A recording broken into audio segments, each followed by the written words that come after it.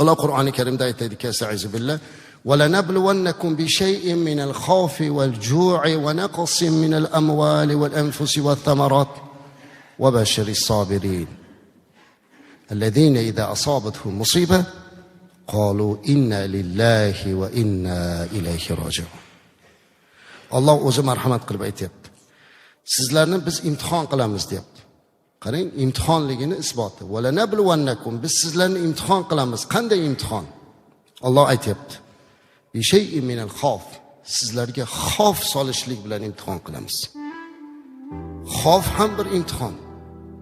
Mana shu xavf solinganda, qalbiga xavf tushganda, biror narsadan qo'rqqanda, uni imtihon deb qabul qilib, Allohning yordami bilan mana shu xavfdan chiqib ketishlikni Allohdan so'raladi.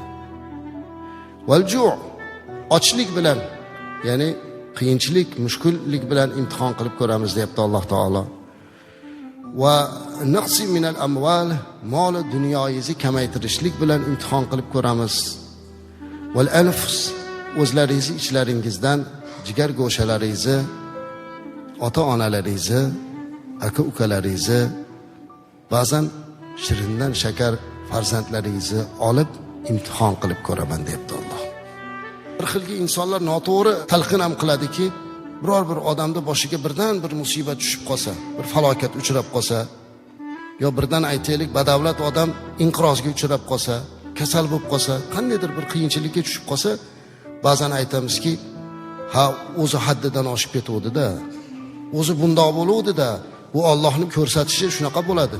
Yo'q birodar, Alloh taolo faqatgina bir insonni yomon bo'lganligi uchungina imtihonga solmaydi. Kim boshiga qiyinchilik tushayotgan bo'lsa, u yomon inson bo'lganligi uchun bu holatga tushmayapti. Ushbu imtihonlar meva-chevalarni kamaytirishlik, qurg'oqchilik berishlik, ya'ni har xil xavflarni mana Alloh o'zi Qur'onda aytib turibdi. Mana shunaqa holatlar bilan sizlarni imtihon qilamiz deyapti. Va orqasidan va bashiris sabirin, ana o'sha boshiga shu musibatlar, mana shu sinovlar tushib turganda sabr qilib turganlarga bashorat bering, xush xabar bering deyapti. Jannat xush xabarini bering deyapti. Bu musibatlar kelgan mahalda banda sabr qilib nima deyish kerak? U inson inna lillahi va inna ilayhi roji'un.